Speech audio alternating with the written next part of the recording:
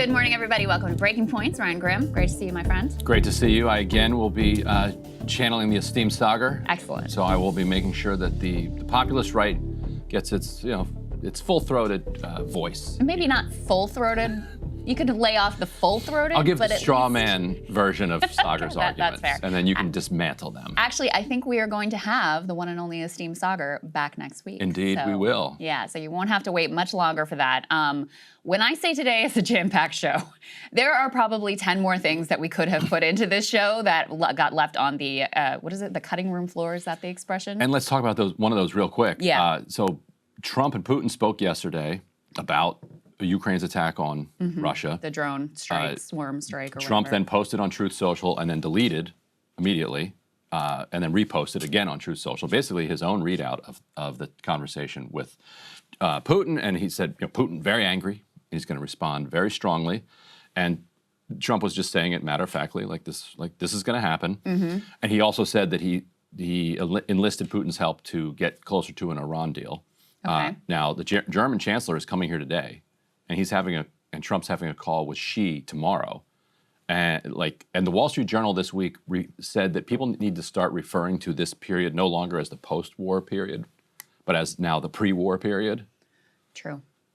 Which is an awfully scary thing to hear from the Wall Street Journal. Yeah. And they say it aspirationally. They want this to be the pre-war. The pre-war period. Not understanding that the greatest destructions of wealth in human history were World War I and World War II. What Wall Street Journal readers, you're not gonna, a few of you will do well, most of you will lose your shirts. Some of you will lose your lives. Yeah.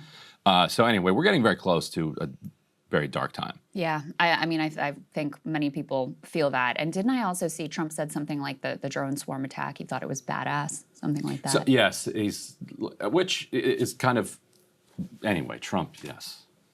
And maybe he hopes flirting that by with, slobbering about a it hot helps nuclear him. war. Yeah, that's badass. Feels great. Yeah, it's going to be a badass World War III. So anyway, that didn't make it into the show, but we've got a new travel ban from Trump as well. Some other immigration news in terms of court decisions. We've got new jobs numbers that came in quite low. We've got new Elon Musk fallout. Bibi's coalition appears to be collapsing. Democrats are studying men. Yeah. My friend Tori is going to join both to I'll talk. have two men to talk about it. Yeah, that's right. I'll just sit back and let you gentlemen tell me what I need to know. But we are going to let Joy Behar weigh on that one. Yes. She has some great ideas. She has thoughts. Tori is also going to give us a Diddy trial roundup because he's been following it closely and posting a bunch of TikToks about it. He blew up on TikTok. He's doing so well there. And also actually has a new show as well that he is involved with. And then we had big news last night.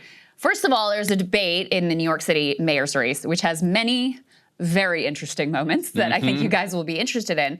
But then when I woke up this morning, we got the news that AOC did decide to jump in and endorse Zoran Mandami, who is, as you guys probably know, the Democratic Socialist challenger to frontrunner Andrew Cuomo. There's a bunch of other people in this race too, but really it comes down to, is it going to be Cuomo or is it going to be Mandami at the end of the day? Yeah, it's a two-dog hunt at this point. Yeah, we'll get to it. But let's go ahead and start. We don't even have this on the board yet because and we've added this in yesterday evening as well, but wanted to make sure to make mention of the fact Trump did announce a new travel ban. He put out a video explaining, his thinking here and why he's imposing this now. Let's go ahead and take a listen to that. The recent terror attack in Boulder, Colorado, has underscored the extreme dangers posed to our country by the entry of foreign nationals who are not properly vetted, as well as those who come here as temporary visitors and overstay their visas. We don't want them. In the 21st century, we've seen one terror attack after another carried out by foreign visa overstayers from dangerous places all over the world. And thanks to Biden's open door policies, today there are millions and millions of these illegals who should not be in our country.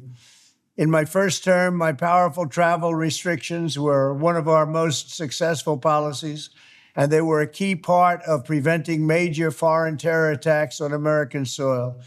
We will not let what happened in Europe happen to America. That's why on my first day back in office, I directed the Secretary of State to perform a security review of high-risk regions and make recommendations for where restrictions should be imposed. Among the national security threats, their analysis considered are the large-scale presence of terrorists, failure to cooperate on visa security, inability to verify travelers' identities, inadequate record-keeping of criminal histories, and persistently high rates of illegal visa overstays, and other things. Very simply, we cannot have open migration from any country where we cannot safely and reliably vet and screen those who seek to enter the United States. And this is an example of Trump 2 being prepared in a way that Trump 1 wasn't. Because Trump 1, they do the Muslim ban right out of the gate. It's ridiculous. It gets thrown out in court. You can't do a Muslim ban. Right. So then they look through, over the next 8 years, and they sort of tried a version of it in Trump 1, but they looked through the regs and the laws, and they're like, oh, wait, so a president can say that restriction from a particular country is restricted if we say it's not because we're bigoted against Muslims, but because of reasons. Right. So on day one, he said, State Department, go find reasons for a variety of countries. And noticeably, they throw in a few non-Muslim majority countries so that you can't say that it's a Muslim ban. Yeah, put M2 up on the screen. This has the list of a dozen, I think, countries that they have picked here. Afghanistan, Burma, Chad, Republic of the Congo, Equatorial Guinea, Eritrea, Haiti, Iran, Libya, Somalia, Sudan, Yemen. None of this is funny, but I did see one good joke. They said, man, Equatorial Guinea must have crossed the line. Like, okay, that's kind of bad, but also kind of good. Ultimate dad joke there, right? Again, not funny. Yes, again, not funny. And then there's another 7 similar-ish countries that are, getting restrictions, but not a total ban. So yeah, this is just slapdash across the board, but designed to stand up in court. Yeah, and this was the thing, is it's not like they needed much justification last time around. You just can't outright be like, we are racist and discriminating against Muslims, right? You had to give some fig leaf. And then, yes, the executive does have a significant amount of discretion. So I still expect this will face court challenges, and I don't want to predict ultimately where that goes, but it has a much more higher likelihood of standing up in court than it did the first time around. And the other thing people are raising, Ryan, is we have the World Cup coming here. And there's exemptions in here for players from these countries, but not from fans, from these countries. So this has really, obviously, significant impact, not to mention being sort of overtly discriminatory. And throw back to Trump 1.0. The other thing that's worth mentioning is he name checks there the Egyptian national who committed that terror attack in Boulder, Colorado, as justification. I mean, Egypt isn't on this list. Yes, he's Egyptian.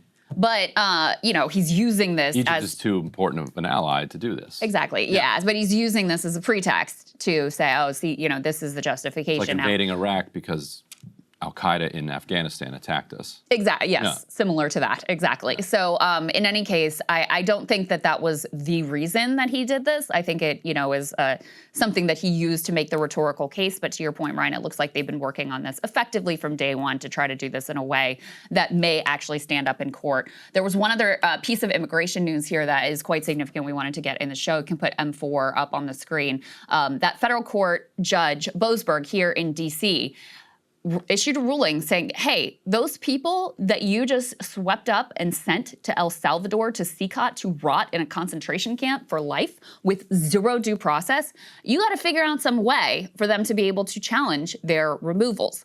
So, obviously the Trump administration has done everything they can to defy the courts, especially when it comes to the migrants who were sent to CICOT.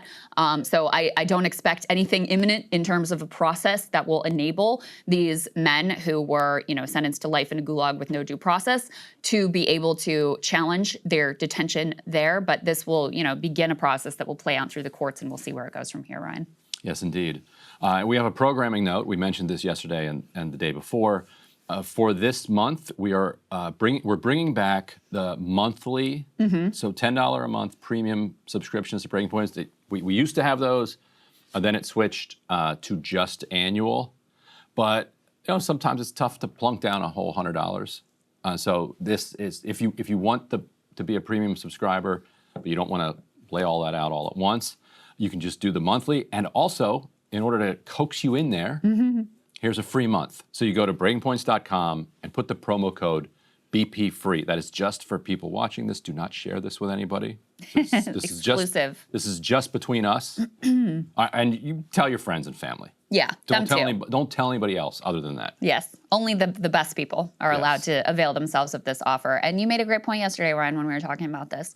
Have you noticed that we don't subject you to obnoxious ad reads where we try to, hawk occasionally disturbing products to you? Exactly. The reason is because of you guys supporting us. And by the way, there's been a big response to this promotion. So thank you guys so much to those of you who have signed up. And if we don't have a huge response, then we will start reading ads. That is not a threat. That is a promise. And I will be on air reading Hims ads, and it won't be the hair loss ones. So if you don't want to subject yourself to that, breakingpoints.com. The promo code is BP. Some people might be into that, Ryan. I don't know. Some people might be canceling right now. I don't want to. I actually wouldn't do that, so don't do that. There's some hardcore Grimheads out there. You never know. You never know what they might be into. All right, guys, 2 quick things. Number 1, by popular demand, we are bringing back the monthly subscription. Number 2, you can get a month free, Ryan, by putting in that promo code BPFree at breakingpoints.com. Yeah, and I think the most important reason to become a premium subscriber is just as an act of support for the show. It helps us do what we're doing. But if you're curious what the benefits are of doing it, take the free month, and you'll see you get the AMAs, you get the second half of the Friday show, you get the full show emailed to you earlier. It makes your life much better. Do it for a month. At, breakingpoints.com, BP free is a promo code. And if after a month your life isn't dramatically improved, you can just cancel. If it is, it's just $10 a month. There you go.